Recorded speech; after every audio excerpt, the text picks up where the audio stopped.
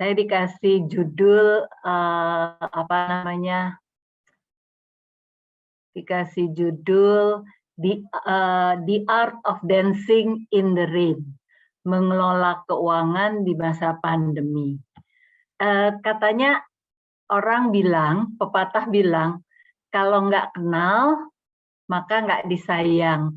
Karena saya mau disayang sama teman-teman di YCF Pragbun, saya mau memperkenalkan diri dulu. Ini keluarga saya. Ini foto waktu masa libur Lebaran, jadi masih relatif baru. Ini saya, ini suami saya, Tony Antonio. Ini anak saya yang besar, namanya Yohanes. Kami panggilnya Jojo. Ini yang kedua, Steven.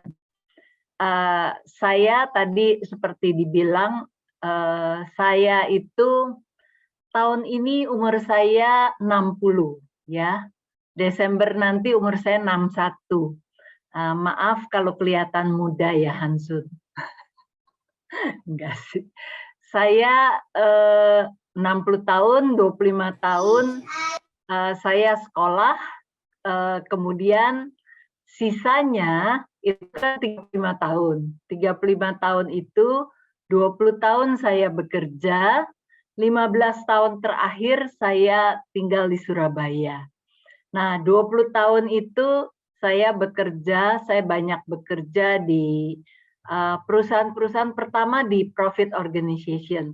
Jadi saya lulusan akuntansi, jadi memang saya kerjanya yang pertama itu di kantor akuntan, waktu itu namanya SGV atau afiliasi dengan Arthur Andersen. Tapi saya lama kerja itu di Citibank. Setelah itu saya sempat ke Hong Kong Shanghai Banking Corporation, HSBC. Setelah itu saya masuk ke non-profit. Jadi saya pernah kerja di Conservation International, kemudian pernah di ASEAN Foundation, pernah di rumah sakit seperti tadi saya bilang. The last 15 years saya di Surabaya. Saya selama 15 tahun itu saya sempat, karena biasa kerja tiba-tiba nggak kerja, saya waktu itu melamar pekerjaan di World Bank. Jadi saya selama 3 tahun saya bekerja di World Bank, saya bolak-balik itu Jakarta, Surabaya selama 3 tahun. Tapi akhirnya saya pikir apa yang saya cari gitu ya. Jadi akhirnya saya ke Jakarta. Akhirnya saya balik ke Surabaya. Nah, ini suami saya, Tony Antonio. Tadi saya cerita dia sekarang sedang merintis UC Makassar. Ini anak saya yang pertama, dia mengikuti jejak papanya. Jadi anak kami ini sekarang jadi dosen di Universitas Atmajaya. Doakan dia lagi cari untuk S3. Cuman karena pandemi lagi agak susah cari beasiswa. Semoga ada jalannya. Ini anak kami yang kedua, namanya Steven. Dia sekarang ambil S2 karena nggak bisa ke Melbourne. Waktu itu dia sempat balik, nggak bisa balik lagi. Akhirnya dia online dan mudah-mudahan akhir tahun ini selesai. Dia ambil jurusan komunikasi. Jadi memang ini ya agak jauh. Kalau kokonya yang pertama itu ngambil jurusan aerospace engineering gitu ya. Ini keluarga kami. The last 15 years itu saya lebih banyak pelayanan di gereja. Jadi saya sempat memimpin beberapa KTB. Kemudian sekarang sejak ada YCF, saya diminta untuk mendampingi teman-teman pengurus. Tapi menurut saya bos saya pernah bilang, dia bilang, Mega, you have a very impressive CV, kata.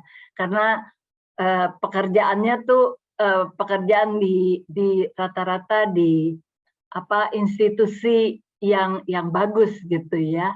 Tapi setelah saya 15 tahun melayani, saya bilang ini the best 15 years dalam hidup saya.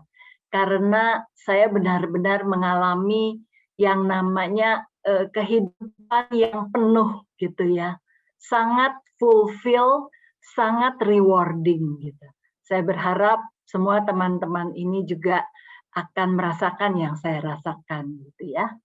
Nah, saya ketika menyiapkan bahan ini buku yang saya pakai, Your Money Counts ya, bahasa Inggrisnya, tapi sudah diterjemahkan juga ke bahasa Indonesia. Nah tadi Hansun sempat menyebut mengenai sebenarnya bukan financial consultant ya. Saya pernah ambil sertifikasi namanya CFP, Certified Financial Planner. Jadi memang itu pekerjaannya itu menolong personal ya untuk merencanakan keuangannya gitu. Nah, saya waktu itu mengambil sertifikasi ini, tapi kemudian saya juga mencari yang ada biblical basisnya gitu. Nah, waktu itu saya ambil di Crown Financial Ministry. Saya nggak tahu, kayaknya beberapa mungkin teman-teman belum cukup dewasa waktu itu ya, tapi yang udah umur 50 60 kayak dia banyak memberikan seminar-seminar gitu ya, Crown Financial Ministry. Kalau teman-teman memang kepingin belajar satu-satu ya tentang apa kata firman Tuhan, misalnya tentang giving, apa kata firman Tuhan tentang berhutang, apa kata firman Tuhan tentang investasi, semua ini ada di sini ya. Tapi hari ini saya tidak akan bahas semua itu kecuali nanti ada yang menanyakan ya. Nah, saya selalu kalau saya memberikan seminar, saya selalu mau teman-teman masuk ke dalam firman Tuhan dulu. Karena ini merupakan dasar ya. Kalau teman-teman sudah mengerti, bahkan saya bilang gini, harusnya bagiannya adalah bagian penting. Yang lain-lain mengenai mengelola keuangan, mengenai investasi dan sebagainya, kalau teman-teman sudah grab 2 slide saya ini, maka yang lain akan mengikuti. Jadi saya sungguh berdoa agar teman-teman mengerti dan sungguh-sungguh ini seperti kayak merasuk gitu. Sudah jadi bagian. Kalau ini sudah, maka yang lain akan mudah. Nah, di dalam dasar firman Tuhan ini yang sering kali orang tuh bingung bagaimana mengelola keuangannya karena mereka rancu. Ya, sebenarnya di dalam mengelola keuangan yang diinginkan oleh Tuhan itu ada 2 bagian. Ada bagian Allah, ada bagian kita. Nah, itu nggak boleh ketuker-tuker gitu. Ya, kita mau masuk ke bagian Allah dulu. Ini disebut juga sebagai sebuah dasar atau fondasi. Nah, kita harus mengerti bahwa di dalam mengelola keuangan itu, Allah itu adalah pemilik. Dia adalah pemilik segala sesuatu, gitu. Kita harus bisa biasanya kita pasti udah tahu, apalagi yang udah orang Kristen lama. Saya tahu semua milik Tuhan. Nah, tapi pertanyaannya, benar nggak gitu? Apakah itu cuma jadi sebuah knowledge atau benar-benar itu sudah menjadi bagian dalam hidup kita. Ini kita bisa sebenarnya ketika kita melewati masa-masa sulit dalam hidup kita, ya, kepemilikan ini biasanya dites, ya. Contoh aja, kepemilikan ini tidak harus cuma uang, tapi kepemilikan ini bisa juga dibilang kepemilikan terhadap kesehatan kita, misalnya. Saya waktu itu pernah ditanyakan, Bu Mega kok by the way saya ini cancer survivor, ya. Jadi saya kena sakit kanker darah namanya multiple myeloma, agak rare sih. Jadi kenanya di plasma. Nah, waktu saya ditanyakan oleh orang, salah satu teman menanyakan, Bu Mega kok bisa sih ketika Bu Mega itu kena sakit kanker? Padahal saat itu saya lagi giat-giatnya memimpin KTB gitu. Saya sampai ada yang nanya, mungkin ada dosa kali gitu. Saya bilang enggak. Saya yakin saya lagi on the right track gitu loh. Saya enggak lagi berbuat yang tidak Tuhan berkenan gitu. Nah, kenapa saya enggak marah gitu ya sama Tuhan? Padahal kan gini, saya udah melayani Tuhan, kenapa saya dikasih sakit gitu. Terus saya baru mikir gitu. Nah, memang pada saat itu pada saat itu saya bilang sama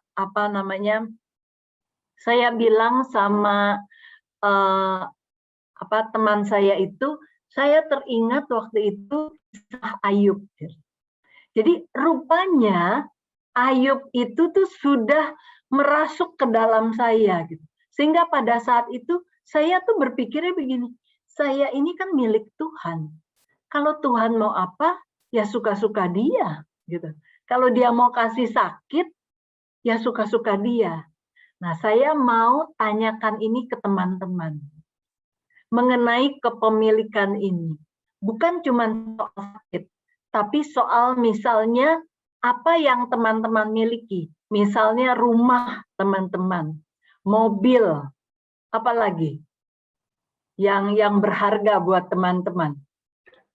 Kalau buat Hansun apa yang berharga? Istri, anak. Di luar yang itu. Ilmu, misalnya.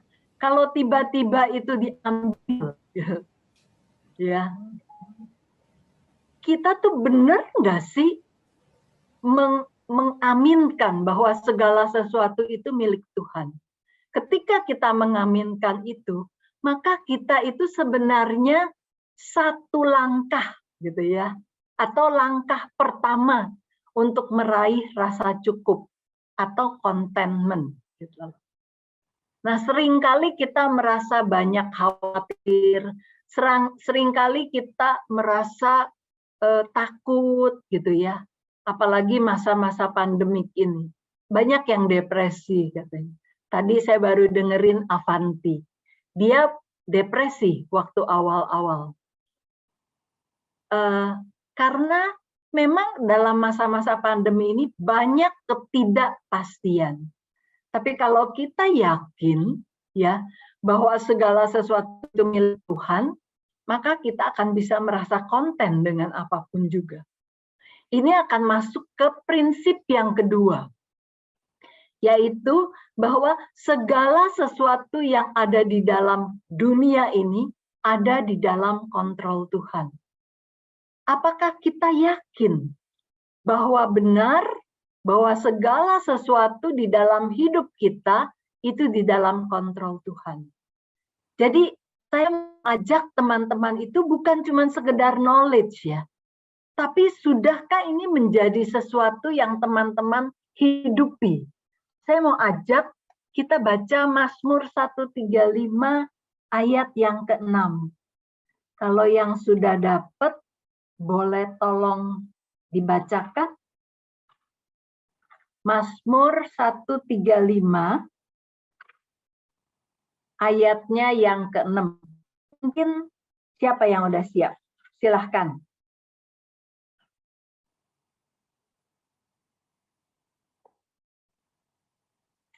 Tadi ada wen-wen ya? Kalau di sini harus dipaksa ya, Hansun ya? Sorry Bu, berapa Mazmur berapa tadi barusan live bentar. 135 ayat yang ke-6. Mazmur 135 ayat yang ke-3. Oh. Ke-6, ayat ke-6. Mazmur 135 ayat 6 ya. Tuhan melakukan apa yang dikehendakinya di langit dan di bumi, di laut dan di segenap samudra raya. Ya, jadi Tuhan memang melakukan apa yang Dia mau gitu. Karena memang langit, bumi miliknya Dia, suka-suka Dia. Kalau kita punya prinsip ini dalam hidup kita, beneran enak sekali hidup itu. Nggak ada lagi yang jadi baggage kita gitu ya. Tuhan kasih ini buat saya. Kalau Dia mau, Dia ambil, silahkan Tuhan. Ini nggak gampang memang diomongi. Tapi kalau kita semakin punya trust sama Tuhan, ini akan jadi sebuah hidup yang benar-benar ringan. Coba ya teman-teman belajar ya. Jadi prinsip yang pertama, ownership. Segala sesuatu itu milik Tuhan. Yang kedua adalah kontrol. Bahwa segala sesuatu Tuhan yang punya kuasa. Tuhan yang mengontrol. Dan yang ketiga adalah penyediaan atau provision. Apakah kita sadar gitu ya bahwa Tuhan itu di sini dikatakan untuk yang penyediaan atau provision ini, Tuhan itu sebenarnya katanya both predictable and unpredictable. Dia itu predictable ya, karena kesetiaannya itu menyediakan untuk semua kebutuhan kita. Tapi sekaligus dia juga unpredictable. Kenapa dia unpredictable? Karena bagaimana dia menyediakannya itu kita tidak pernah tahu. Dan Tuhan sangat kreatif. Satu saat dia berikan lewat ada orang yang memberikan. Satu saat ya mungkin bukan dikasih dalam bentuk uang gitu. Tapi misalnya kayak kemarin saya bisa beli mobil karena dikenalin sama ipar saya gitu. Beli di Jakarta, saya baru tahu kalau beli di Jakarta lebih murah. Yang kedua, belinya jangan tahun 2021 katanya. Karena toh harus inden, belinya tahun 2020. Yang ketiga, itu memang dia mobil yang terakhir. Jadi dia kasih diskon yang banyak sekali. Nah, caranya kan lain-lain gitu. Tapi Tuhan menyediakan gitu. Dan Tuhan itu berjanji bahwa Dia akan menyediakan. Tapi yang Dia sediakan bukan yang kita mau. Yang Dia janji, Dia akan provide itu yang kita butuhkan. Nah, seringkali kita suka bilang begini, kok saya nggak dapet sih? Gitu.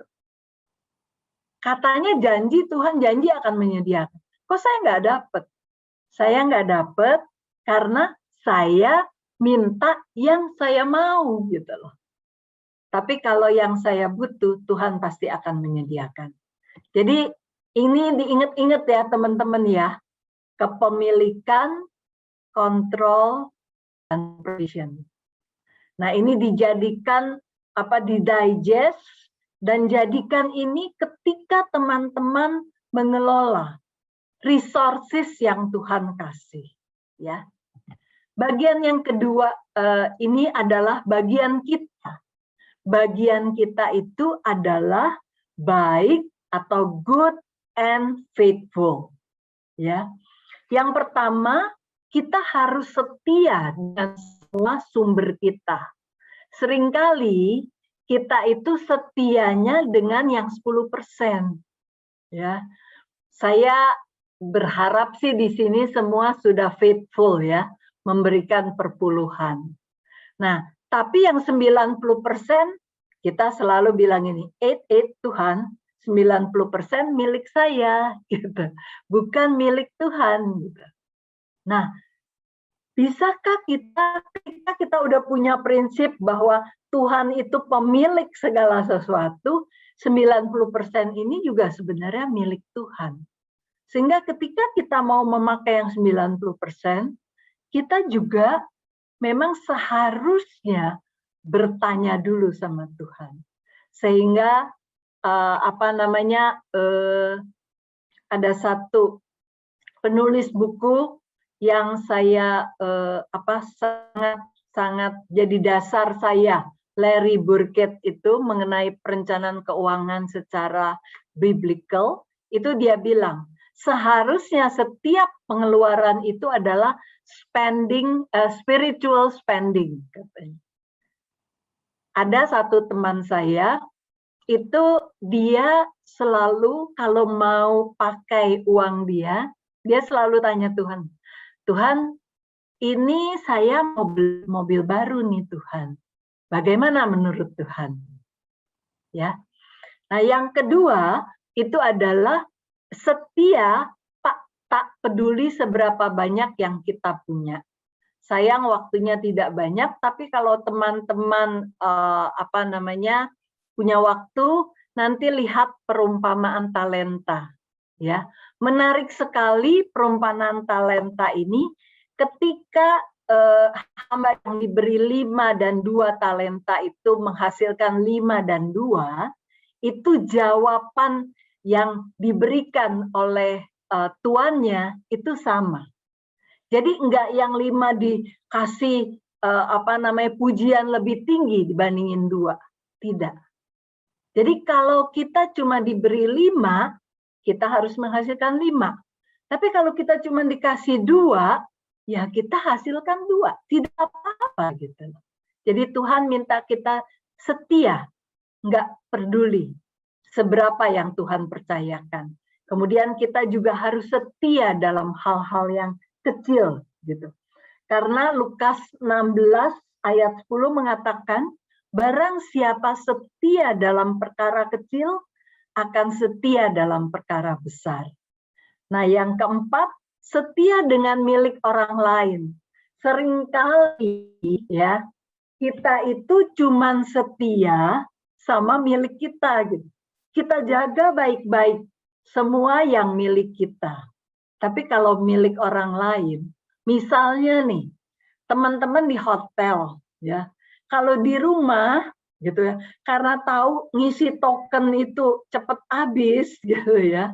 Kalau keluar, cepat-cepat AC-nya dimatiin. Tapi kalau di hotel gimana? Teman-teman matiin juga nggak? Atau gini, Bu Mega terlalu ini, Bu Mega idealis. Hotel itu kan sudah memasukkan semua kos AC itu gitu. Betul. Tetapi kan bukan cuma sekedar itu. Gitu. Ketika kita mempergunakan resources itu tidak dengan bijaksana, sebenarnya kita sedang tidak setia dengan milik orang lain. Apakah sama gitu ya? Ketika kita contohnya apa lagi ya?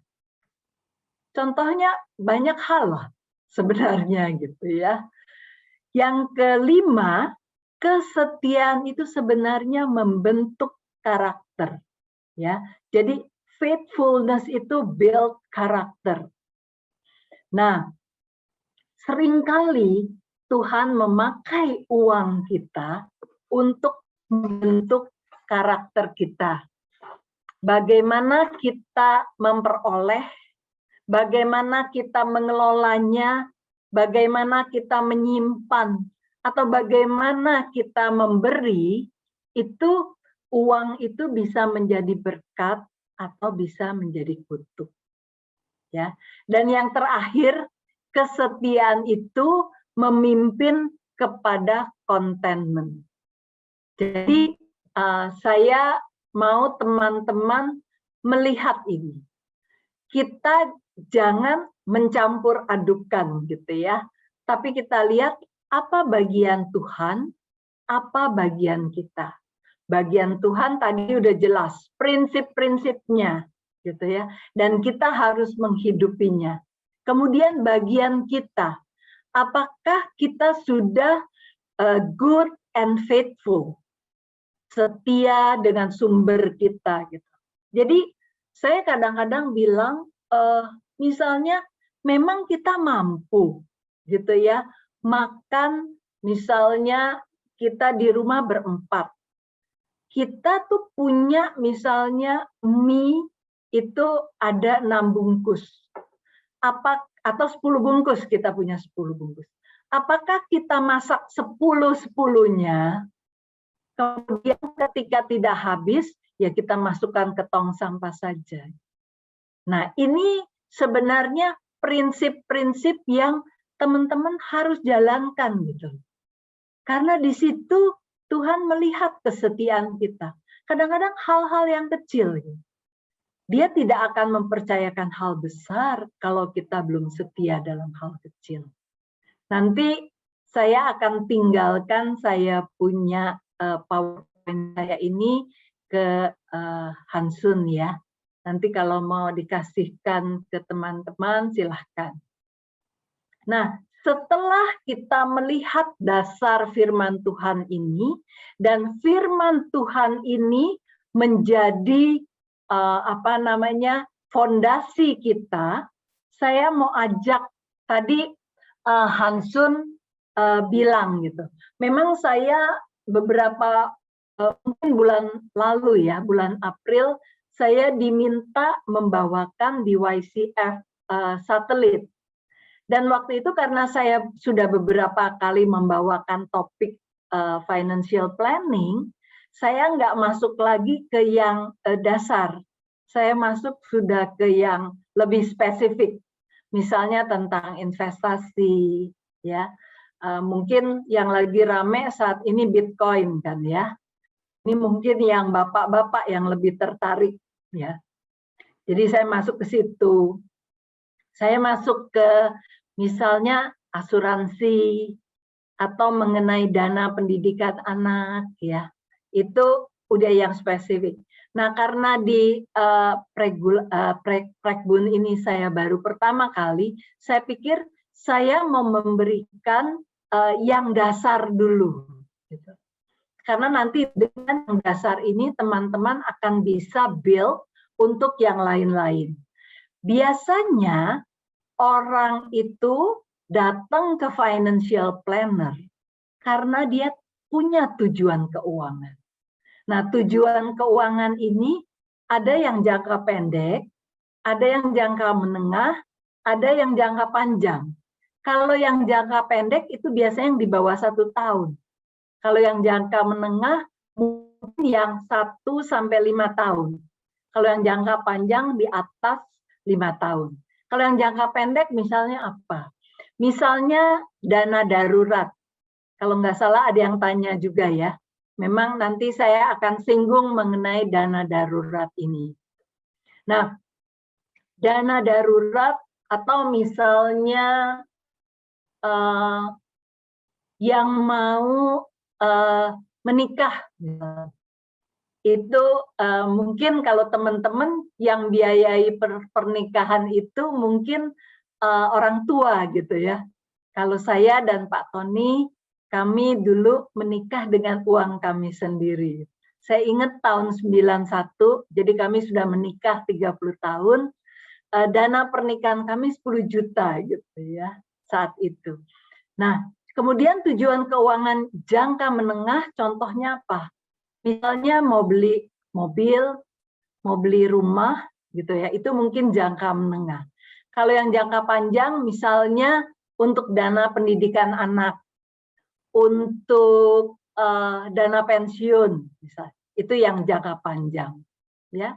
Nah, setelah setiap orang itu kan lain-lain, Makanya biasanya kalau dengan financial planner itu tuh ketemunya satu pasangan dengan financial planner gitu.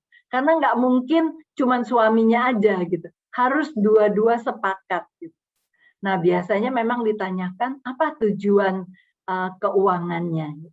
Nah, dari situ kemudian baru dihitung untuk mencapai ini apa yang harus dilakukan. Nah, untuk bisa mencapai tujuan ini harus ada dana lebih kan yang kita kemudian bisa investasikan atau kita bisa tabungkan gitu.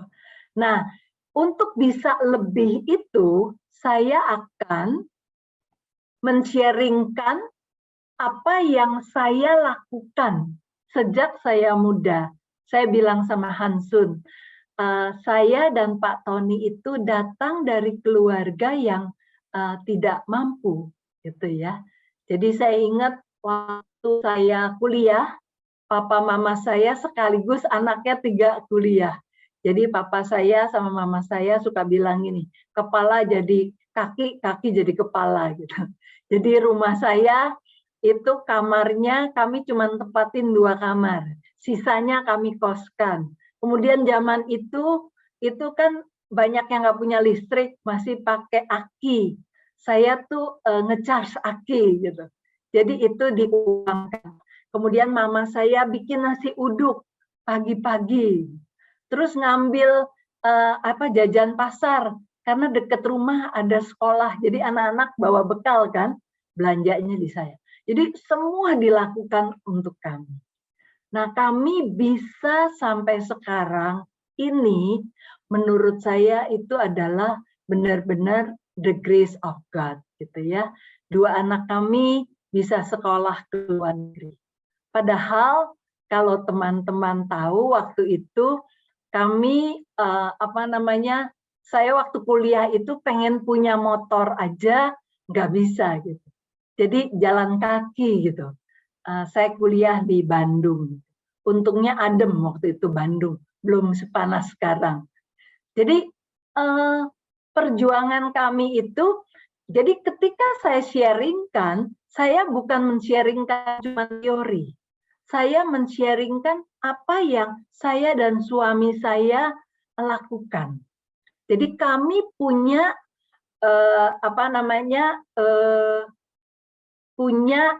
saya suka bilang gini, saya lagi bikin laporan keuangan keluarga Antonio. Jadi saya punya gitu. Nanti saya akan sharekan Excel, nanti saya juga akan tinggal untuk Hansun ke teman-teman yang mau. Jadi di perencanaan keuangan keluarga ini ada 4 bagian. Yang pertama ada budget, yang kedua ada pencatatan aktual setiap hari, yang ketiga ada monitoring pengeluaran, yang ketiga ada analisa untuk perbaikan. Apa maksudnya? Saya masuk ke bagian yang pertama dulu, budget. Setiap keluarga itu seharusnya punya budget keuangan. Budget itu kan terdiri dari penerimaan dan pengeluaran. Nah, setiap bulan teman-teman itu, kalau teman-teman biasa bikin catatan keuangan, teman-teman tahu pasti berapa kira-kira untuk biaya ke pasar. Saya biasanya sebutnya belanja harian. Saya sekarang sudah tidak ke pasar, saya biasanya minta dikirim sayur. Nah, itu semua saya masukkan ke dalam pos namanya belanja harian. Ada juga misalnya, kalau saya minggu itu biasa saya makan di luar sebelum pandemi ya. Nah, itu saya masukkan pos namanya pos entertainment. Atau kalau saya dulu kalau hari Sabtu nonton berdua suami karena waktu itu anak-anak lagi nggak di Surabaya gitu ya. Nah, itu saya masukkan pos entertainment. Nah, budget ini bisa dibuat kalau teman-teman belum pernah bikin catatan keuangan, coba mulai. nanti hari Selasa kan tanggal 1 Juni, mulai dicatat, ya. Nanti kemudian teman-teman masukkan ke dalam pos-pos yang teman-teman keluarkan. Nanti dari situ teman-teman tahu kira-kira sebulan untuk bensin berapa, untuk belanja harian berapa, untuk internet berapa. Itu semua ada pos-posnya. Nanti saya akan saya stop share dulu. Ini saya share.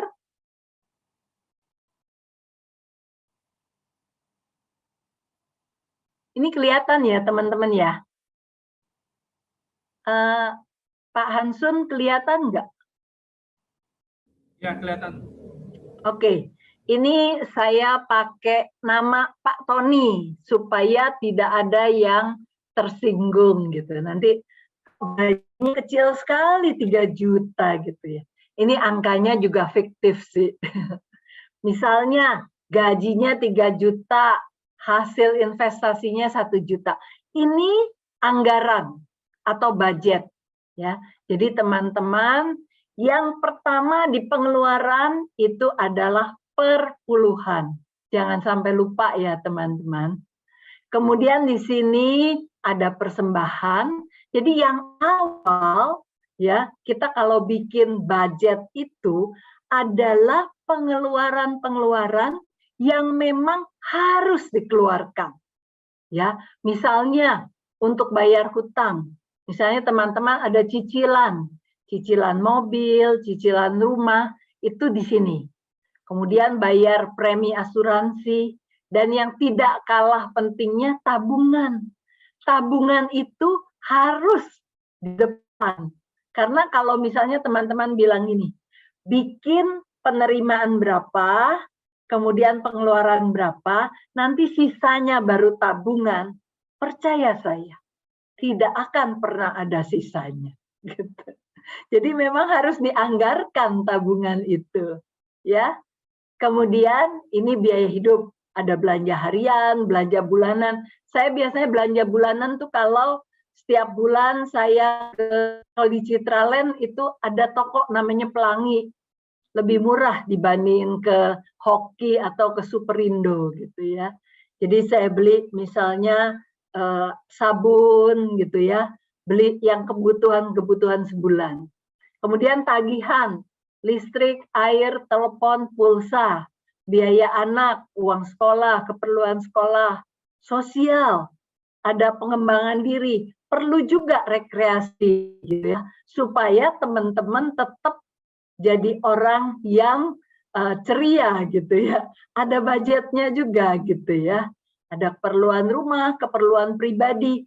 Biasanya kalau saya beli bedak, saya masukin sebagai keperluan pribadi. Jadi boleh gitu ya. Ada transport, ada tidak terduga. Ini anggaran.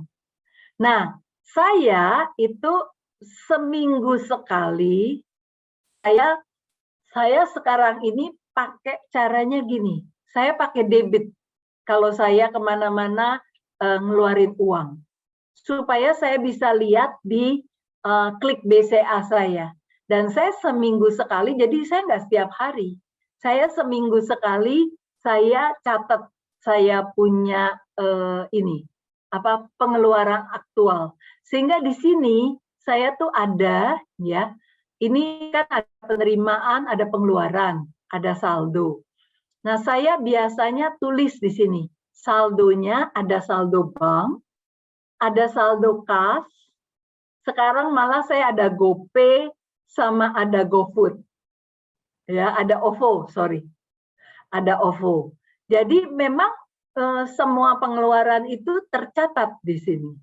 Nanti ya, setiap minggu saya bikin yang tadi bagian ketiga itu. Kan bagian pertama kita bikin budget. Bagian kedua kita bikin aktual, catatan aktual. Saya biasanya seminggu sekali. Nah, yang aktual ini tadi kalau yang balance saya di bank, saya pakai debit. Tapi kan kita perlu punya cash juga kan. Jarang sekarang saya pakai cash. Cash saya gimana caranya? Saya cash itu saya ambil dari ATM misalnya 500.000. Nah, setiap kali saya membayar dengan cash itu, kadang-kadang kan saya nggak dapat struk ya. Kalau saya dapat struk, saya simpen. Kalau tidak dapat struk, saya tulis. Misalnya, saya bayar warnen. Dia kan nggak mengeluarkan kwitansi ke saya kan. Warnen, seminggu 360.000. Sehari saya bayar dia 60.000. Gitu ya, 360.000. Nah, jumlah uang saya, kan tadi saya ambil 1 juta. Ya, dengan jumlah struk, sisanya misalnya tinggal, saya cuma mengeluarkan 1 untuk warnen 360.000. Maka uang kas saya di dompet harus ada 640.000 plus catatan bahwa warnen 360.000. Itu saya akan catat di sini. Nah, saya masukin di saldo kas. Jadi nanti saya punya tuh kas saya sama uang yang di dompet sama. Ya. Kemudian kalau GoPay sama OVO gampang, bisa dilihat di history kan. Saya sebulan sekali kadang-kadang saya cukup untuk itu. Kemudian sebelum nanti saya bertanya teman-teman ngerti enggak atau ini, saya masuk ke monitoring. Nah, monitoring ini saya begini, misalnya ya teman-teman, ini pengeluaran belanja harian 600.000, budgetnya. Kemudian aktual minggu pertama saya keluarin 166.000. Gitu. Maka sisa untuk minggu kedua dan keempat itu 434.000. Kalau di minggu kedua saya 200.000, maka di minggu ketiga saya cuma tinggal punya uang 234.000. Saya ambil contoh misalnya gini, entertainment. Budget saya 100.000, 1 juta sebulan. Maka seminggu harusnya budget entertainment saya kan 250.000 kan. Tiba-tiba minggu pertama mertua datang. Jadi harus ajak makan keluar. Dan habisnya bukan 250.000, habisnya 500.000 gitu misalnya. Maka sisa budget saya untuk entertainment di minggu kedua, ketiga, keempat itu tinggal 500.000. Maka kalau di minggu kedua ya, mama saya datang, saya harus ajak makan keluar dan juga habisnya 500.000. Maka di minggu ketiga dan di minggu keempat saya tidak boleh lagi mengeluarkan untuk entertainment. Nah, di sini biasanya orang membandingkan antara budget dan aktual itu di akhir. Nah, kalau dibandingkan di akhir, maka pada akhir bulan ada yang banyak defisit. Gitu. Ya, jadi di sini kalau saya mengajar untuk membuat catatan, saya biasanya minta monitoringnya seminggu sekali. Sebelum saya masuk, saya stop share ya, atau saya belum stop share. Untuk yang catatan keuangan ini, teman-teman ada pertanyaan nggak? Silahkan.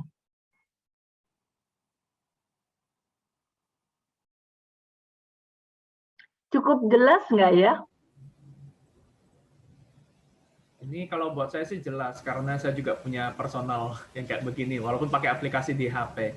Ya, saya baru mau bilang, kalau yang zaman dulu sekali, itu pakai manual gitu ya, masih tulis.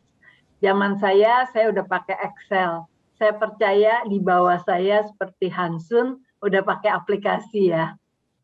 Aplikasinya banyak gitu loh, yang bisa langsung ngeluarin pengeluaran pemasukan dan pengeluaran gitu ya, banyak ininya. Saya masih pakai Excel. Nanti Hansun yang ngajarin kayak aplikasi. Yang saya mau tanyakan Bu, boleh di tengah-tengah ini ya? Boleh, Sambil. boleh. Nah, ini kan memang sangat detail sekali. Tapi kan ada tipe-tipe orang yang mungkin nggak bisa sampai sedetil begini. Ini malah mungkin jadi beban tambahan. Kalau misalnya tipe saya yang memang sangat detail, saya enjoy sih bikin gini-ginian. Tapi kalau misalnya ada orang, misalnya contoh istri saya juga nggak pernah bikin yang ginian kan. Sekarang diajarin kayak begini. Apakah ini sesuatu yang maksudnya sifatnya fleksibel, atau ini memang sebaiknya dibikin serapi begini? Apalagi kalau misalnya kita merasa, rasanya tetap, apalagi ya mungkin pendapatannya besar banget kali ya, merasa nggak perlu gini-gini. Kalau mepet-mepet mungkin perlu juga ngitung-ngitung. Nah, ini kan yang Bu Mega tunjukkan ini kan memang sangat detail, dan saya bisa relate sih. Tapi mungkin teman-teman yang nggak pernah ngerjain ini merasa overwhelmed ya. Waduh, apakah memang harus bikin sampai kayak begini? Ini efeknya sebesar apa sih? Sebenarnya gini, tadi saya bersyukur Hansun yang bilang, Hansun yang membuat catatan. Kalau di keluarga kami memang saya Menteri Keuangannya gitu ya. Jadi Pak Tony memang dapat gaji gitu. Tapi yang pegang ATM-nya, yang pegang tokennya itu semua saya gitu ya. Itu memang kami sudah sepakati bersama gitu.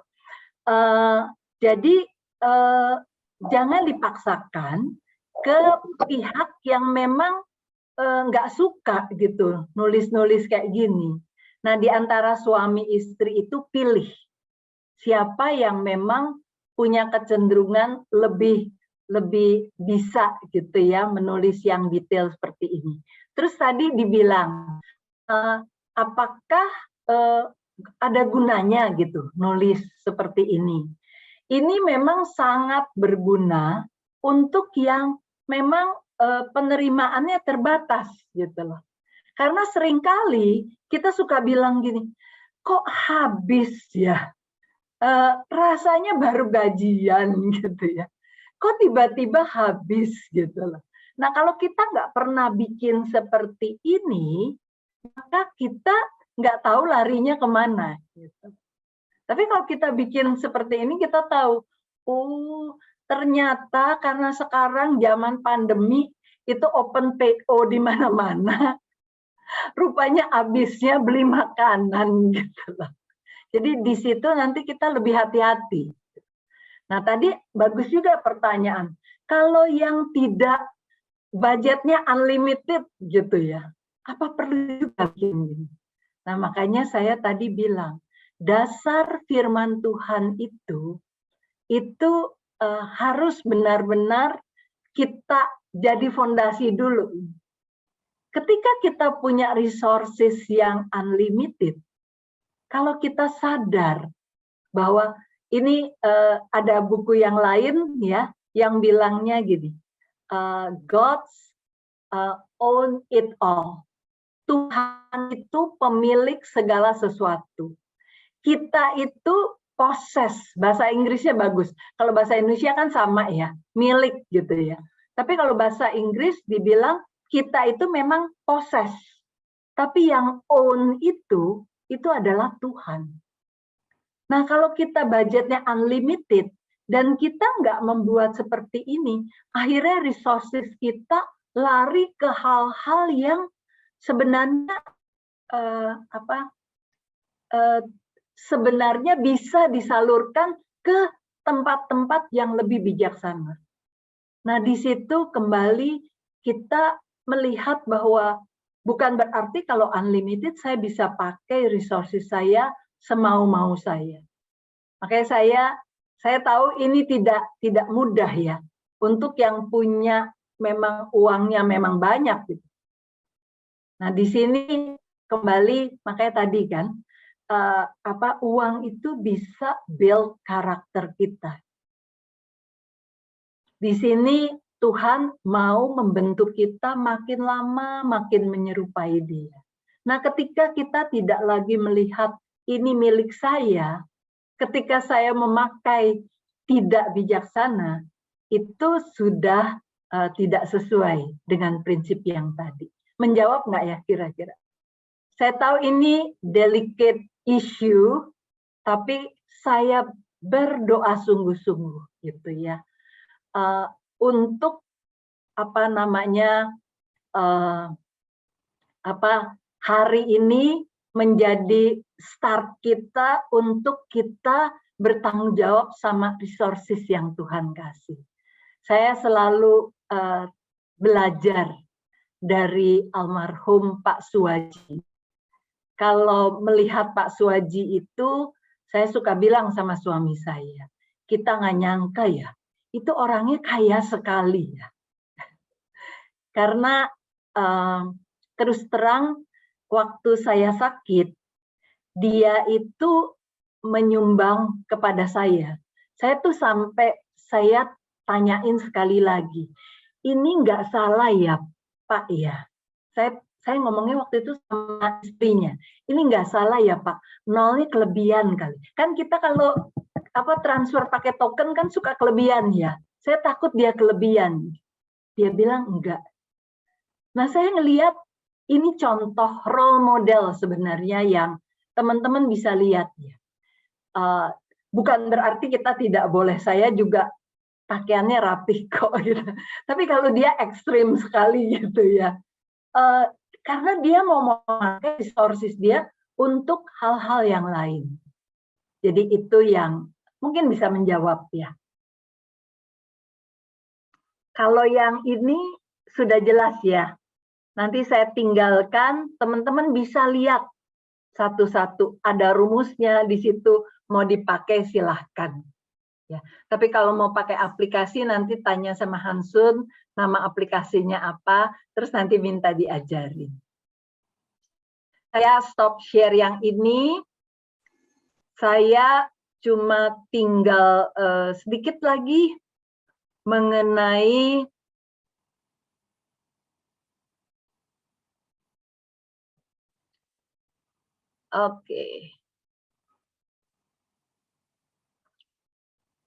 Mohon maaf Bu Mega, mau bertanya mumpung bahas soal itu tadi ya, pencatatan aktual dan lain sebagainya gitu ya.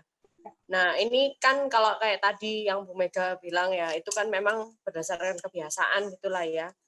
Maksudnya harus dimulai dari mencatat hal-hal yang kecil kayak gitu. Nah kalau menyiasati kayak misalnya lupa itu gimana? Maksudnya soalnya kan kadang-kadang mungkin kita pikirnya cuman gini doang, nggak usah dicatat, atau gini doang, terus nanti nyatetnya terus nggak dicatat, lupa kayak gitu loh. Itu kan pasti akan menimbulkan selisih kan nanti di hasil akhirnya gitu loh. Ya itu gimana? Mungkin ada tips dari Ibu Mega gitu. Terima kasih. Kalau saya seperti saya bilang, kalau sekarang saya bayar ngeluarin uang, saya pakai debit. Kalau pakai debit kan bisa tahu kan untuk apa kan? Debit BCA. Jadi saya bisa ini. Nah, bisa juga diakalinnya gini. Kalau kita bayar pakai debit, itu kan dapat stroke ya. Nah, stroke-nya itu disimpan aja gitu. Atau tadi kan Hansun juga nanya, kalau yang nggak detail gitu gimana? Kalau yang nggak detail dulu, zaman dulu ya, saya ajarinnya pakai amplop, sistem amplop gitu. Jadi untuk setiap pos biaya itu ada amplopnya. Nanti ketika dari situ ya pengeluarannya itu masukin bondnya. Jadi akhirnya tahu itu untuk apa. Tapi saya melihat yang saya pakai dengan Excel itu menolong sih. Terus kalau lupa gimana? Saya juga sering loh. Apalagi sekarang udah umur kali ya, Wen. Saya itu suka lupa gitu. Jadi kemarin tuh misalnya gini, kan pakai kas nih.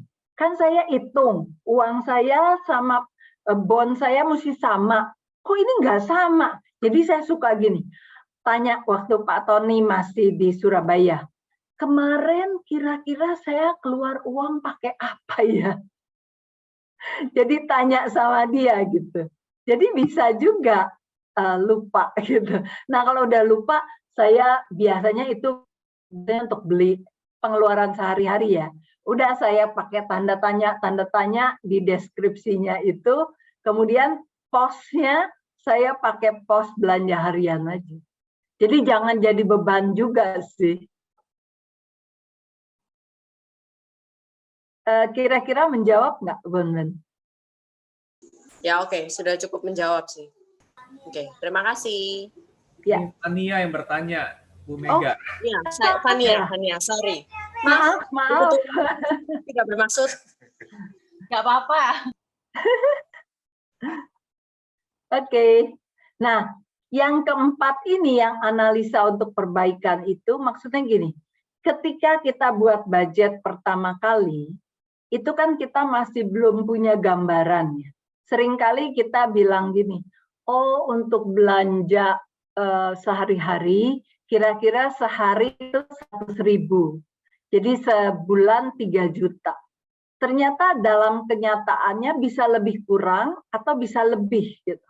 Udah diirit-irit gitu, tetap nggak bisa. Nah kalau untuk seperti itu ada analisa perbaikan. Jadi mungkin budget kita bisa direvisi. Itu maksudnya analisa untuk perbaikan. Ini saya akan masuk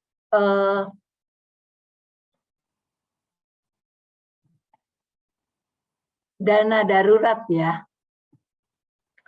Nah, biasanya kalau saya menolong pasangan yang mau merencanakan keuangan keluarganya, saya selalu hal pertama yang saya peringatkan itu dia harus punya dana darurat. Dana darurat itu apa sih? Dana darurat namanya ya dana yang kita siapkan untuk keadaan-keadaan darurat. Misalnya saat ini pandemi, atau kita nggak berharap sih ya, PHK, atau keadaan-keadaan darurat yang lain. Dulu biasanya saya minta mereka siapkannya 3-6 bulan pengeluaran.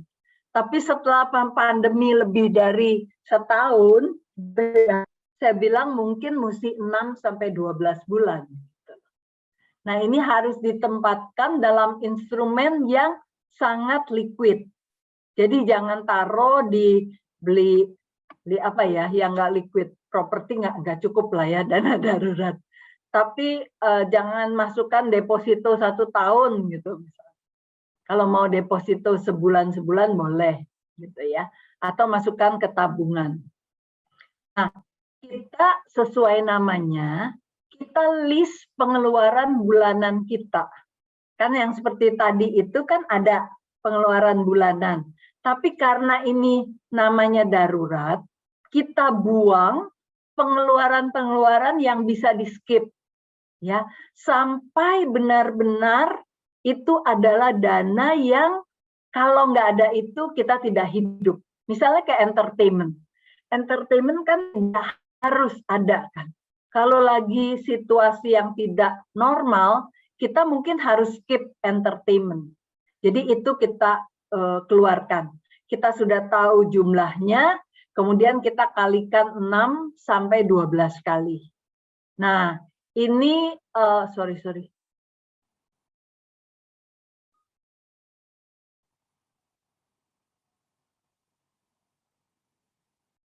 Nah, ini apa namanya?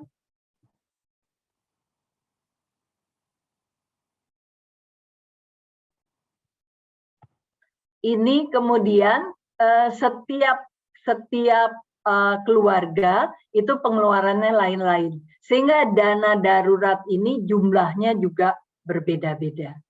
Mungkin itu yang saya bisa bagikan. Saya serahkan kembali ke Pak Hansun ya. Oke, terima kasih Bu Mega untuk materinya. Silakan teman-teman kalau ada pertanyaan apapun, baik dari materi yang sudah disampaikan oleh Bu Mega, ataupun ada pertanyaan-pertanyaan misalnya yang belum dicakup karena ini memang masih basic ya, pertemuan pertama. Kalau dari teman-teman ada pertanyaan apapun, pergumulan, yang mulai usaha, yang sedang merencanakan apapun, silakan boleh disampaikan. Nanti kalau saya nggak bisa jawab, nanti Hansun yang jawab. Nanti saya... Enggak. Saya stop share ya.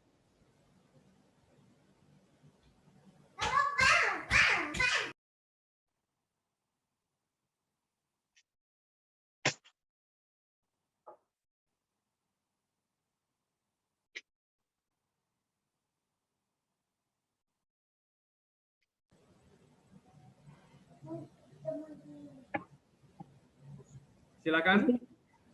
Apakah ada? Ini kayaknya keuangannya aman-aman semua. Saya mau tanya ya, cuman nggak tahu tadi sudah dibahas belum. Soalnya tadi sempat ke-skip sebentar, tahu-tahu baca yang Excel penerimaan. Kalau penerimaannya nggak pasti gimana?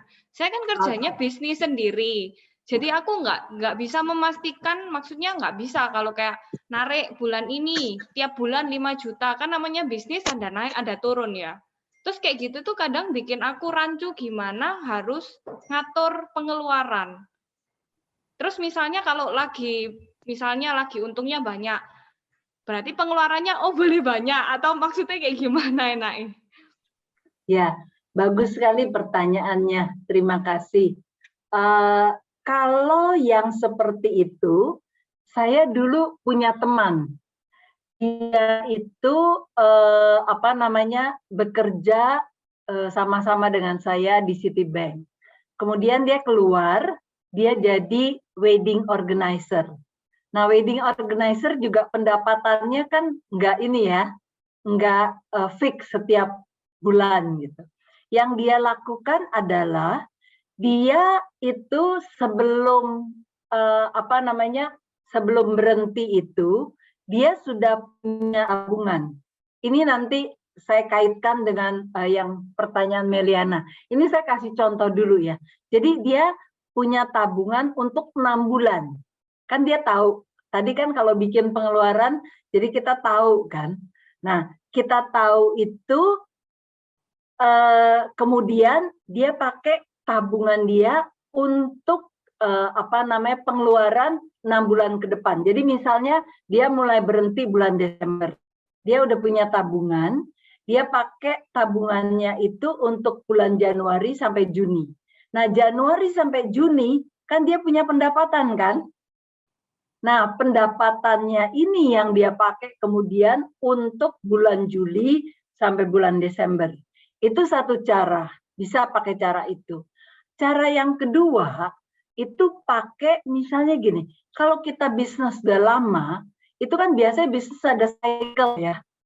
Ada saat rame, ada saat sepi, ada saat rame.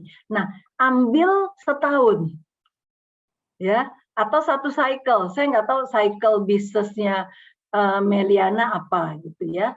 Itu kemudian di rata-rata. Jadi kita tahu kira-kira penerimaan sebulan berapa. Terus tadi pertanyaannya, apakah kalau lagi penerimaannya banyak, itu kita pakai banyak. Nah, saya mau ingatkan kisahnya Nabi Raja Yusuf. Apakah dia ketika lagi banyak dihabiskan semuanya? Itu mungkin bisa menjawab ya. Tapi kalau kita sudah sadar bahwa resources kita harus bertanggungan, sebenarnya kata kuncinya itu kalau di keuangan secara biblical itu, kita itu adalah steward-nya Tuhan. Kita bukan yang punya, tapi kita dipercayakan. Pasti kita ingin jadi good steward kan. Menjawab ya? Iya, makasih Bu. Sama-sama. Bu Mega, saya punya pertanyaan juga mengenai ini asuransi sih ya. Seberapa penting asuransi, terutama kalau misalnya setelah kita hitung-hitung, Kan asuransi ada macam-macam ya. Nah, menurut Bu Mega ini mungkin secara general aja, ini bisa jadi bahasan sendiri sih ya, mungkin topik asuransi. Tapi misalnya kalau kita kelebihan ya misalnya, itu nggak terlalu banyak. Nah, menurut Bu Mega, segenting apa, sepenting apa punya asuransi hari ini? Dan asuransi terutama misalnya pendidikan hari ini juga mahal ya untuk anak ya. Nah, perlu nggak sih sebenarnya kita merencanakan asuransi pendidikan dan patokannya apa? Gitu. Satu yang saya menyesali adalah saya tidak masuk asuransi. Sehingga ketika saya didiagnosa sakit kanker, saya nggak waktu itu sempat bingung dengan biayanya ya. Tapi Tuhan kasih asuransinya Tuhan sih. Tapi kalau saya boleh balik, saya akan perhatikan asuransi ini, gitu ya.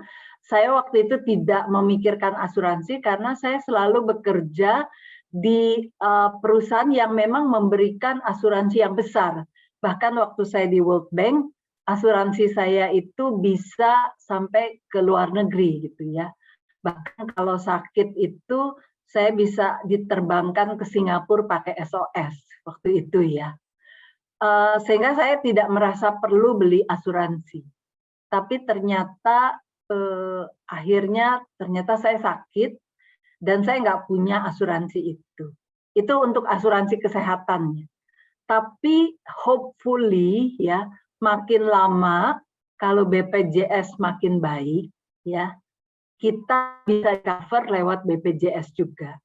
Adik ipar saya itu saat ini lagi ada kanker serviks dan dia itu berobatnya dengan BPJS.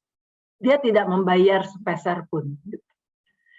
Di Jakarta di Rumah Sakit Siloam yang di yang di Siloam yang Mohtar Yadi Center itu, MRCC itu ya. Kemudian tadi mengenai pendidikan. Memang sekarang ini banyak asuransi gini, dana pendidikan dikaitkan dengan asuransi. Saya itu kita mesti lebih cermat ya. Karena kalau teman-teman cermati, itu biasanya kalau dicampur seperti itu tuh ketika kita menyetor setoran beberapa tahun awal, itu tuh biasanya hanya untuk membayar ya asuransi kita dan hanya untuk membayar, kan teman-teman tahu ya, asuransi itu agen asuransi makanya banyak gitu ya, komisinya besar gitu. Jadi terus terang cost itu juga besar gitu. Dan itu kan dibebankannya ke kita kan, ke klien kan. Maaf kalau di sini ada yang agen asuransi, mudah-mudahan tidak ada gitu ya. Jadi saya selalu bilang gitu loh, kalau mau dana pendidikan ya dana pendidikan. Kalau mau asuransi, asuransi itu penting gitu loh. Tapi jangan dijadikan satu. Karena saya seringkali mendapati seperti itu. Dana pendidikan itu kalau gitu harus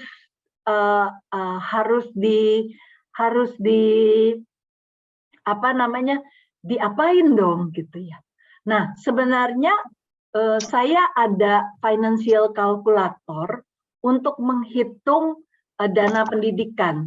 Nanti kapan-kapan kalau bahas tentang ini, atau saya bisa titipkan juga sih ke Hansun kalau ada yang ingin tahu gitu ya. Jadi kita bisa masukkan umur anak kita berapa. Mungkin saya izin share ya. Kalau mau lihat, ini kelihatan ya. Misalnya ini dana pendidikan anak. Kelihatan nggak ya, Hansun? Kelihatan tapi kecil. Kelihatan tapi kecil. Ini mestinya bisa digedein. Bisa di bawah itu Bu, ada itunya. Ada tanda plus minnya yang 100%, kanan bawah. Iya, iya. Saya soalnya ke ini sama ini nih. Lebih besar? Cukup? Ya, cukup. Cukup ya. Jadi umur anak saat ini kita masukkan, tingkatan sekolahnya, sisa sekolah ke perguruan tinggi, asumsi inflasi dan sebagainya, nanti kita tahu total biaya yang dipersiapkan itu harus berapa. Terus dana yang diinvestasikan per bulannya berapa. Nah, dana ini sebenarnya saat ini karena reksadana itu nggak harus besar, sekarang ini 500.000 juga kita sudah bisa beli reksadana. Tapi hati-hati juga cari reksadananya ya. Kita bisa taruh misalnya di reksadana yang jangan yang saham, tapi masukkan di yang lebih aman ya. Reksadana misalnya obligasi gitu, yang memberikan fixed income. Ya, jadi tadi menjawab pertanyaan itu jangan digabungkan gitu. Tadi yang bertanya kalau nggak salah Hansun ya, menjawab nggak? Ya, thank you Bu.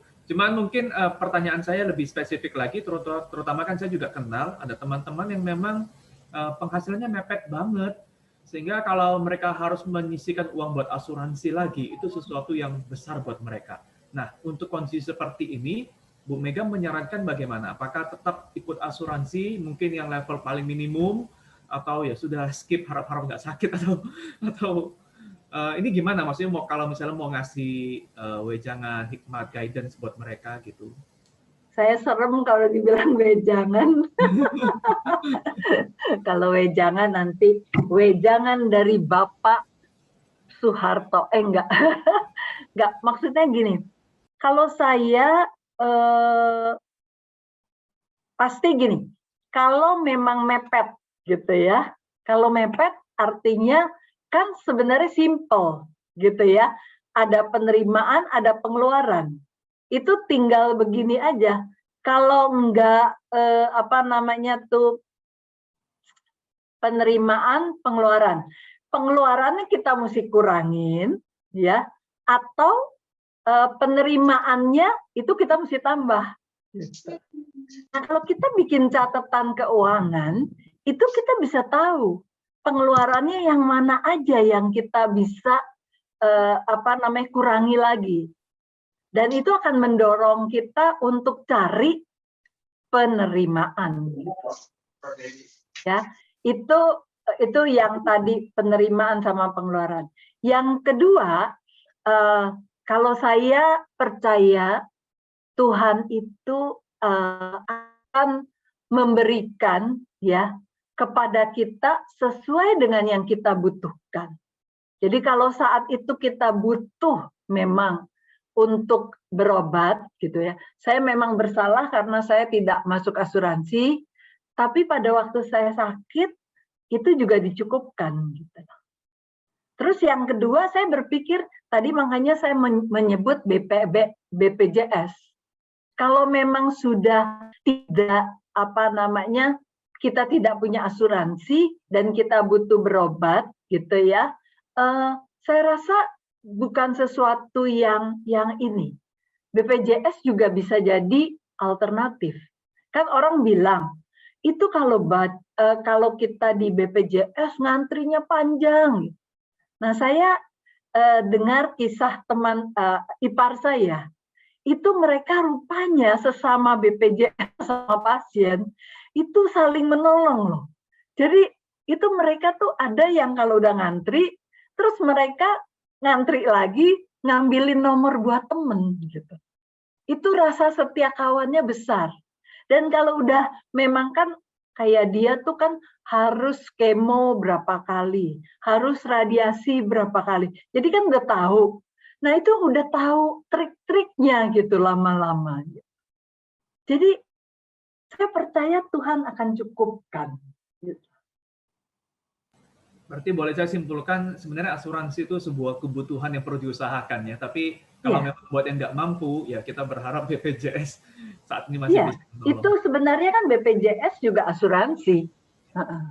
Cuman orang sebenarnya kalau misalnya cancer ya, kalau BPJS itu kan biasanya kita di itu ya, kalau di Jakarta itu malah di Darmais gitu. Itu sebenarnya kalau kita ke swasta, alat-alatnya Darmais itu lebih bagus gitu daripada di swasta. Cuman memang kan ngantrinya panjang gitu ya. Tapi itu nanti lama-lama bisa tahu ada yang jadi tukang ngantri gitu loh. Kita kasih tips gitu. Saya nggak tahu itu boleh atau tidak ya. Bu dokter tadi mana tuh?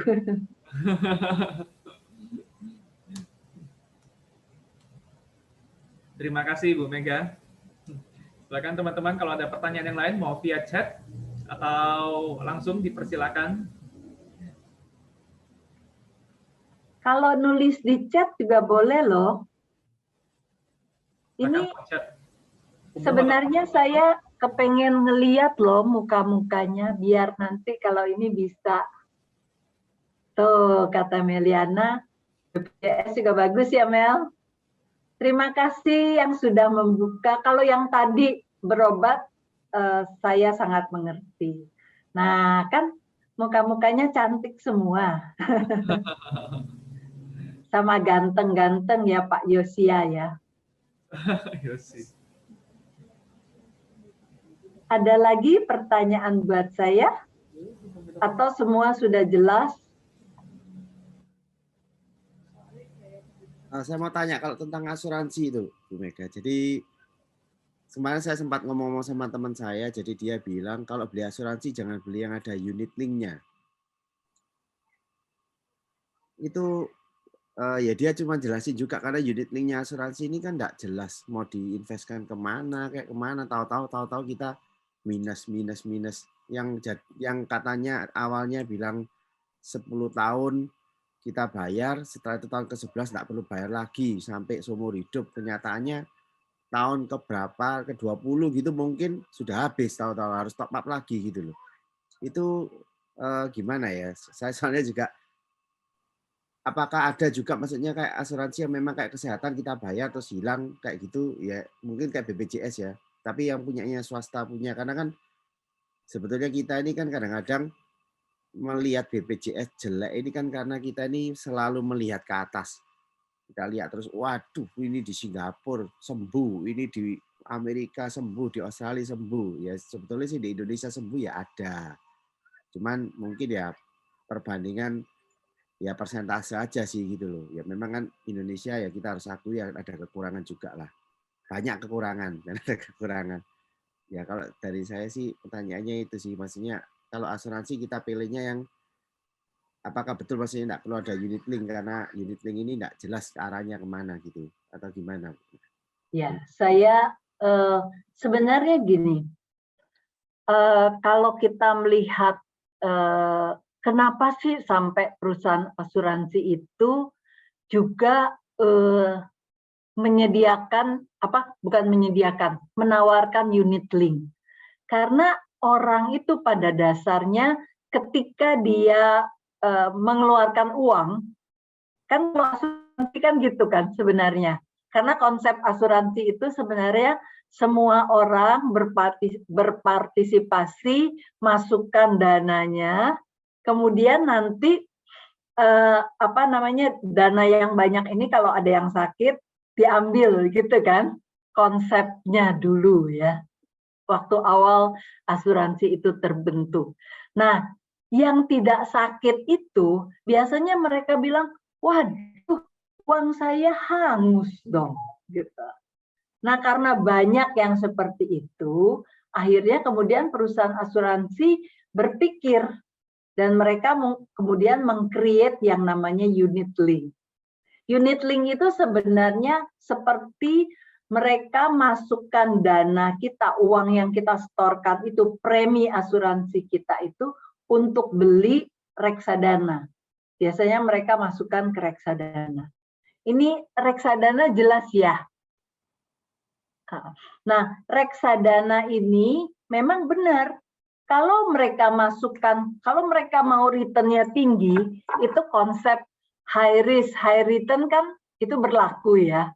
Kalau mereka mau returnnya tinggi, ya mereka harus masukkan dalam reksadana saham. Nah, di reksadana saham ini, ya, itu kalau lagi untung memang tinggi. Tapi kalau lagi tidak untung, itu kan rendah sekali gitu loh. Bahkan bisa habis gitu loh. Jadi benar sekali, panggilnya apa? Yosea ya? Yosi, ya, Yosi. Yosi. Ya. Benar sekali seperti Yosi bilang. Tahun ke-7 udah harus top up gitu loh. Makanya memang saya juga sama seperti temannya Pak Yosi. Selalu bilang kalau mau asuransi ya asuransi. Kalau mau investasi, investasi. Jangan dicampur-campur. Menjawab nggak ya Yosi ya?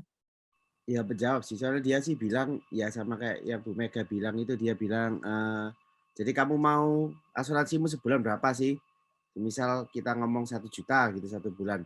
Ya udah kamu ikut reksadana, ya kamu cari aja reksadana, kamu masukin uangmu sekitar segitu yang buat bayar asuransinya gitu. Nggak usah ikut unit linknya asuransi, dia sih bilangnya gitu sih kemarin.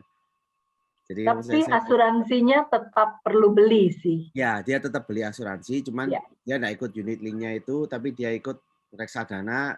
Betul. Ya, untungnya reksadana itu yang dibuat bayar preminya dia gitu loh. Kalau dia sih gitu. Jadi kita tahu, maksudnya dia sendiri tahu itu uangnya tuh reksadananya lari kemana. Oh, reksadana A gitu loh maksudnya. Karena kalau ikut unit link ini kan dia bilang dia nggak tahu gitu loh, mau diikutkan reksadana A atau B atau C, atau bahkan mungkin diikutkan reksadana tapi dibilang kita rugi karena memang saham lagi turun gitu atau gimana, kita kan nggak tahu sebetulnya. Karena kan memang sebetulnya kan tidak pernah ada kejelasan dari pihak asuransi untuk hal-hal seperti itu gitu.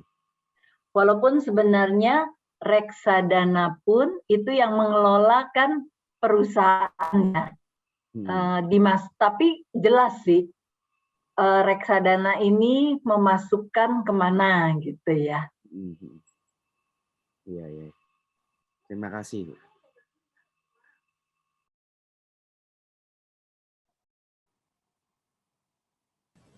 Belina mau nanya, Belina? Dia sudah santai di hotel, sudah pasif itu. Belum ada pertanyaan, Bu. Karena tadi sudah ditanyakan sama teman-teman semua, Bu. Ya, tanya pakai bahasa Indonesia loh ya.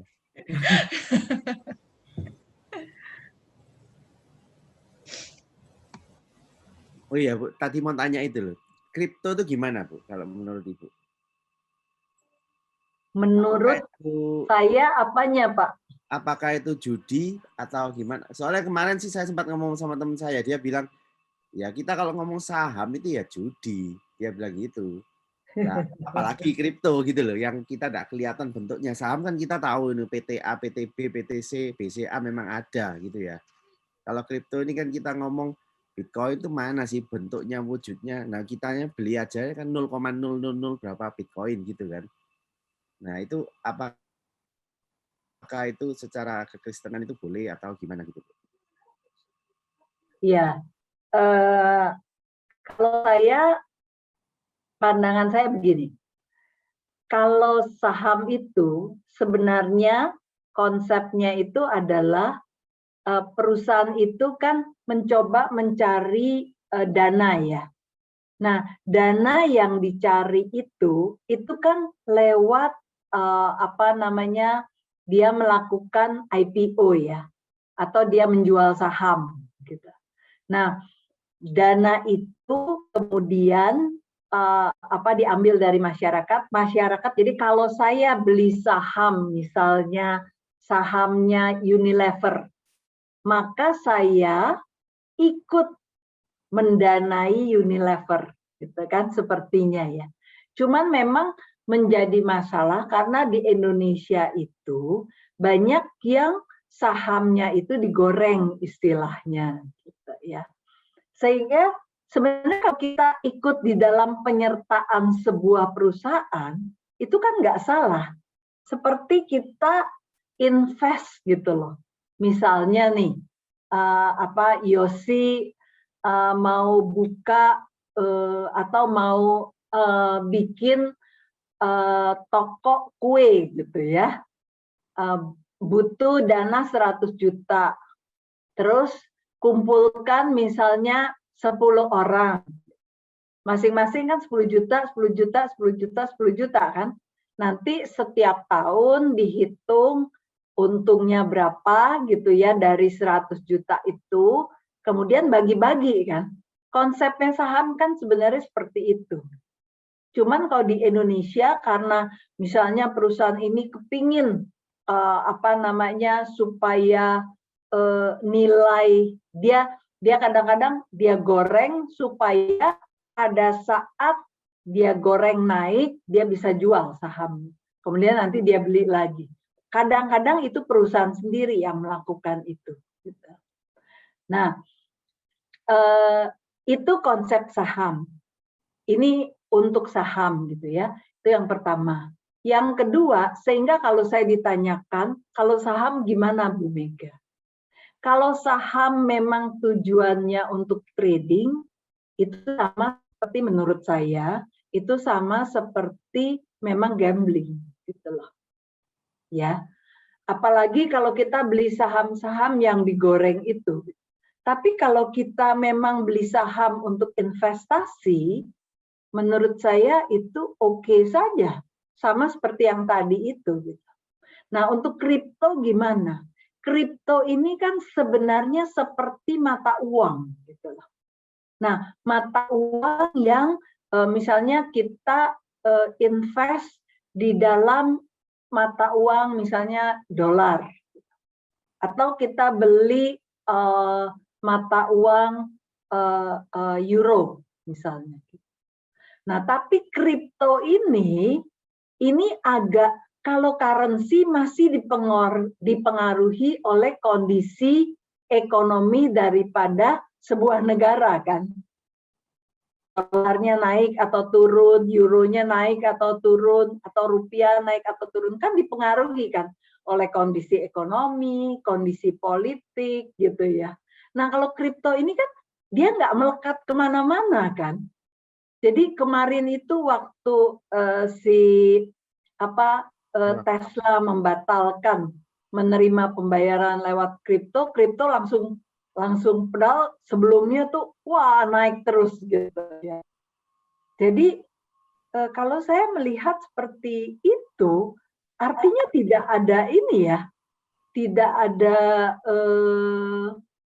ada basicnya gitu, tidak melekat kemana-mana gitu. Nah di situ memang akhirnya unsur gamblingnya besar sekali gitu. Itu pandangan saya ya. Gak tahu kalau pandangan Pak Evangelis Hansun. Sama tadi ada siapa? Yang hamba Tuhan juga ya? Hans Gosal. Pak Hans ya.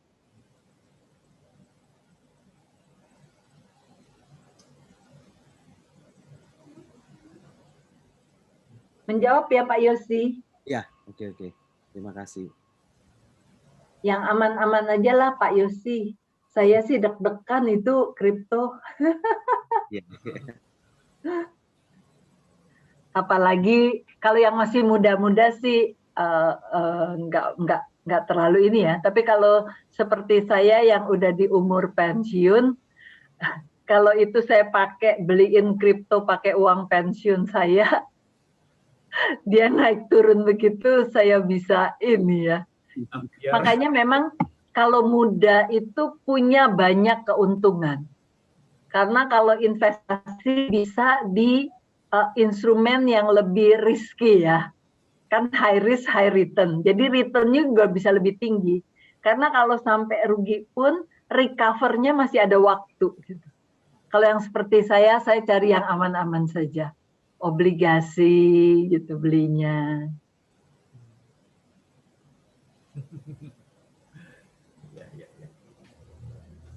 Oke, mungkin kita sudahi dulu untuk malam hari ini.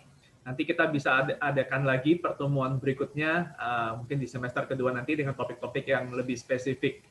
Anyway, thank you Bu Mega untuk materi malam hari ini. Kalau saya boleh simpulkan sedikit saja dari apa yang disampaikan, sebenarnya hari ini memang kembali kepada core-nya, intinya yang tadi Bu Mega sampaikan, bahwa dasar firman Tuhan buat kita mengelola uang kita yang Tuhan titipkan itu, kita harus ingat bahwa bagian Allah, Dia adalah pemilik, Dia yang mengontrol, dan Dia yang menyediakan. Nah, bagian kita adalah kita mesti jadi pengelola yang baik dan setia dengan semua sumber kita, nggak peduli banyak ataupun sedikit. Setia itu bukan soal jumlah, tapi soal karakter ya, karena misalnya tadi contoh yang diberikan oleh Bu Mega ya, dari hal-hal kecil termasuk yang bukan milik kita, milik orang lain. Apakah kalau kita di hotel merasa itu bukan milik kita, jadi kita spendingnya, itu kan aku sudah bayar. Nah, kesetiaan kita bukan hanya soal milik kita, tapi kalau kita ingat segala sesuatu titipan, karakter kita dibentuk olehnya, kesetiaan kita akan tampak dari cara kita mengelola apapun. Dan itu akan menuntun kita kepada yang namanya kecukupan. Lalu ada beberapa pertanyaan tadi seputar misalnya soal kalkulasi ya, monitoring pengeluaran, itu akan menolong kita untuk tahu pos-pos mana yang kita perlu evaluasi. Kita juga bisa menghitung bagaimana kita mengatur untuk tabungan. Kita juga bisa evaluasi bagaimana kita dengan lebih bijaksana mengalokasikan pos-pos yang harusnya bisa lebih berguna dan memangkas apa yang seharusnya tidak perlu sebesar itu spendingnya. Dan pengeluaran yang besar tidak berarti harus setara dengan spending yang lebih besar ya. Dan yang terakhir tadi soal ada beberapa pertanyaan mengenai asuransi. Jadi kita sudah diberitahu, diingatkan bahwa asuransi itu sebenarnya sebuah kebutuhan yang esensi juga. Kalau seandainya kita mau ikut asuransi, fokus di asuransi, investasi ya investasi. Nah itu mungkin beberapa yang saya sempat catat sebagai garis besar materi kita hari ini. Terima kasih sekali lagi untuk Bu Mega. Semoga guidance hari ini memberkati kita semua. Nah, boleh dong kita tutup di dalam doa, yuk. Bapa di dalam surga, kami mengucap syukur karena Engkau Allah yang memelihara kami dan Engkau menitipkan kepada kami banyak kepercayaan. Hari ini kami diingatkan mengenai bukan kami mengelola sesuatu yang kami anggap sebagai milik kami, melainkan kami adalah orang yang hanya proses. Kami menggunakan, Engkaulah pemiliknya. Berikan kepada kami hati yang demikian di dalam kami berhikmat mengelola apapun yang sudah Tuhan percayakan kepada kami. Kesetiaan kami kiranya tampak dari cara kami mengelola apa yang Tuhan titipkan ini. Kami berdoa Tuhan, biar di masa pandemi ini, apa yang terjadi kepada kami dengan materi ini, biar boleh menolong kami untuk mempersiapkan diri. Dan jika Tuhan titipkan kami berbagai kelebihan, kami ingat, ini bukan tentang kami dan kebutuhan kami semata-mata, tapi tentang hal-hal yang Tuhan mau pakai kami juga lewat kesetiaan kami mengelolanya untuk menjadi berkat. Kami berdoa untuk Bu Mega, kami berdoa untuk Pak Tony, dan untuk kedua anak mereka. Tuhan akan menjadikan hidup mereka saluran berkat. Pelayanan beliau di LSAT, mentoring yang couples, juga boleh memberkati pasangan di sana. Sebagaimana Tuhan juga kami bersyukur boleh memakai Bu Mega dengan hikmat, pengalaman, dan ilmunya untuk memberkati kami malam ini. Kami mengucap syukur, kami berdoa Tuhan dalam nama Yesus Kristus. Amin. Amin.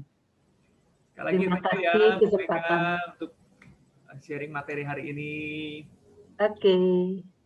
Saya live ya. Thank you, Bu Mega. Thank you, Bu Thank you. Mega. Sama-sama. God bless. God bless you. Ya.